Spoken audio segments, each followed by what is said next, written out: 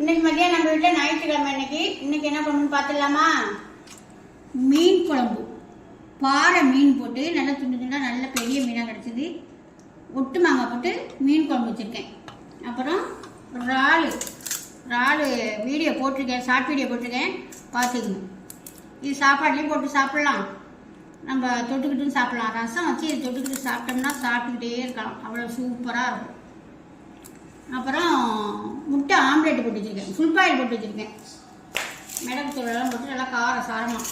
இப்போ சுட சுட சாதம் வச்சுக்கலாம்.